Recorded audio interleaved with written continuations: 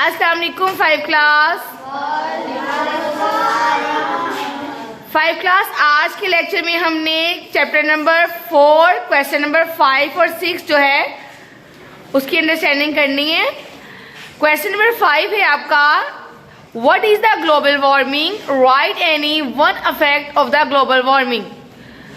Global warming क्या है, global warming का कोई एक असर लिखें।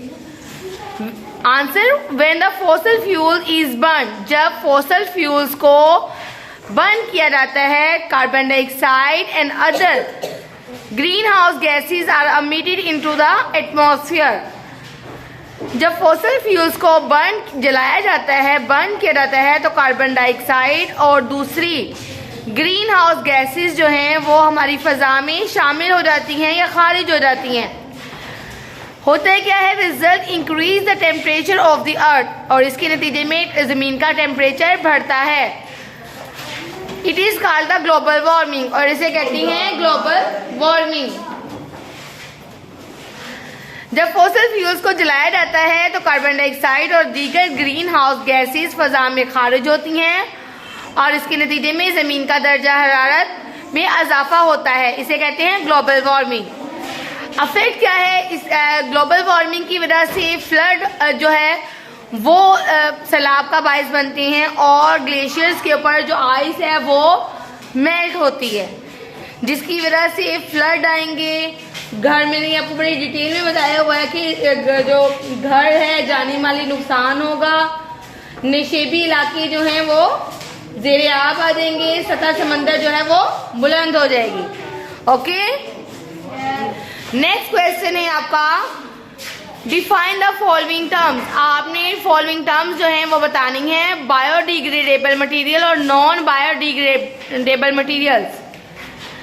बायोडिग्रेडेबल मटेरियल्स क्या होती हैं, ये ऐसी मटेरियल्स होती हैं जो कि ब्रेक डाउन हो जाती हैं into the simple substances by natural process. तहलील शुदा मटेरियल्स क्या होती हैं, material is broken down by natural process into the simple substances is called biodegradable material. Wood है, वुड जो है वो भी गल सड़ जाती है। पेपर है, कुछ अर्से के बाद वो भी डैमेज होना शुरू हो जाता है। ठीक है, पील बीज जो है वो भी खराब हो जाती हैं, खाना रखती हो वो भी खराब हो जाता है, होता है ना। तो ये क्या है, डेड बॉडीज है वो भी खराब होने लग जाती है, पता है ना। तो ये सारे जो बॉडीज हैं जो कि ब्रेक डाउन होके सिंपल सब्सटेंसेस में कन्वर्ट हो जाती हैं नेचुरल कुदरती तौर पर, तो इसे कहेंगे बायोडिग्रेडेबल मटेरियल्स।